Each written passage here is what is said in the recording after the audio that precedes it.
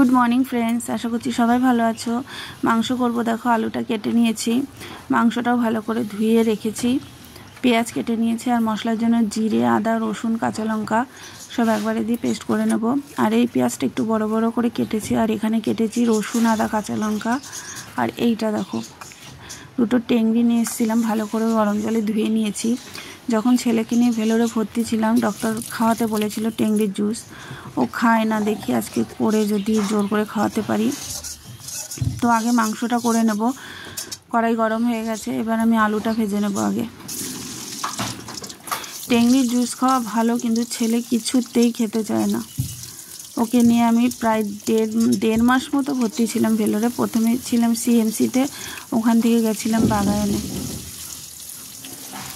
নুন, হলুদ আর একটু চিনি দিয়ে দিলাম, এতে রঙটা ভালো হবে। এটাকে লাল লাল করে ভেজে নিই, এদিকে ভাজা হতে থাকুক। আর মাংসর মধ্যে আমি সব মশলা মিশিয়ে নেব আগে, তারপরে মাংসটা করব। দেখো মাংসর মধ্যে সব মশলা দিয়ে দিচ্ছি। প্রথমে দিয়ে দিলাম হলুদ, দুটোতেই আমি মাখিয়ে নেব একবারে, মাখিয়ে কিছুক্ষণ রেখে দেবো। আর গোলমরিচ ছিল না, যেটুকু ছিল সেটুকু দিয়ে দিলাম, গোলমরিচটা শেষ হয়ে গেছে। তারপরে দিয়ে দিচ্ছি কাশ্মীরি লঙ্কার গুঁড়ো। এবার যে মশলাটা করে রেখেছিলাম সেটা দিয়ে দেবো, একসঙ্গে দুটোই মাখিয়ে নেব। দিয়ে দিচ্ছি লেবুর রস, এটাতে একটু দিয়ে দেবো, দুটোতেই দিয়ে দিলাম লেবুর রস। আলুটাকে একটু নাড়িয়ে দিচ্ছি, আলু ভাজা হয়ে গেছে আমার। আর একটু তেল দিয়ে দেবো। এবার এটাকে ভালো করে মেখে নেব, মাখিয়ে কিছুক্ষণ রেখে দেবো, তারপরে মাংসটা কষাবো। দেখো মাখানো হয়ে গেছে ভালোভাবে, এটাকেও মাখিয়ে দেবো একটু। দুটোই মাখানো হয়ে গেছে, এটাকে একটু রেখে দেব। ততক্ষণ আমি আলুটা তুলে নিয়ে পেঁয়াজটা ভেজে দিই। আলুটা হয়ে গেছে ভাজা, আলু নামিয়ে নিয়ে আমি পেঁয়াজটা ভেজে নিচ্ছি। পেঁয়াজটা লাল লাল করে ভেজে নেব, তারপরে মাংসটা দেবো। আর কিছুটা পেঁয়াজ আমি মাংসের মধ্যে দিয়ে দিলাম, তখন দিয়েছিলাম না, কি মনে হলো এখন একটু দিয়ে দিলাম। আর এটা দেখো, এই যে মাখানো হয়ে গেছে, পেঁয়াজটাও ভাজা হয়ে গেছে আমার।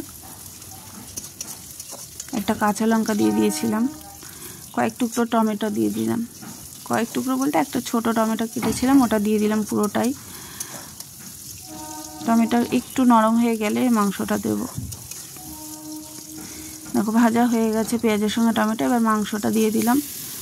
মাংসটা দেওয়ার পরে আমি আস্তে আস্তে করে ভালো করে কষিয়ে নেব। সব মশলা একসঙ্গে দিয়ে আজকে মাংসটা করছি, ভালোভাবে কষিয়ে নেব আস্তে আস্তে করে, এটা কষুক। দেখো মাংসটা এইভাবে কষিয়ে নিচ্ছি। আর একটু কষে যাওয়ার পরে আমি আলুটা দেবো। এতে নুন দিয়ে দিলাম, আমি আগে নুন দেয়নি, আগে নুন দিলে আমার মনে হয় যে জল কেটে যায় মাংস থেকে, ওই জন্য একটু কষিয়ে নেওয়ার পরে আমি নুনটা দিই। দেখো আমার মাংস পুরোপুরি কষানো হয়ে গেছে, তেল ছেড়ে দিয়েছে, এত সুন্দর কালারটা এসেছে। এবার ভেজে রাখা আলুটা দিয়ে দিলাম। আলুটা দিয়ে দেওয়ার পরেও ভালো করে আবার মিশিয়ে নেব। একটা আলু থালায় ছিল, ওটা আবার দিয়ে দিলাম। কাঁচা লঙ্কা দিয়ে দিলাম আবারও।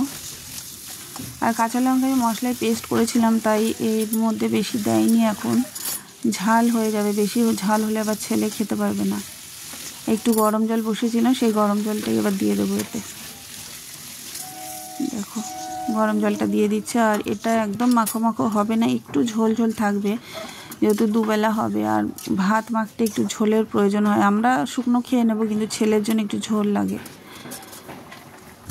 এই যে আমার ঝোলটা ফুটে গেছে, আর একটু শুকাবে জলটা। দেখি আলুটা সেদ্ধ হয়েছে নাকি, হ্যাঁ আলুটা সেদ্ধ হয়ে গেছে। আর একটু হলে আমি নামিয়ে নেব। কালারটা খুব সুন্দর এসেছিল, খেতেও ভালো হয়েছিল। আবার একটা কাঁচা লঙ্কা দিয়ে দিলাম, নামানোর আগে আর একটা কাঁচা লঙ্কা দিয়ে এটাকে আমি নামিয়ে নেব। আর গরম মশলা যেহেতু আগেই দেওয়া আছে, এখন আর দিলাম না। এই যে দেখো নামিয়ে নিয়েছি, একটু ঝোল ঝোল নামিয়েছি, যেহেতু দুবেলা হবে। এই হচ্ছে, আর এইবারে এটা করব। সবাই একটু পাশে থেকো।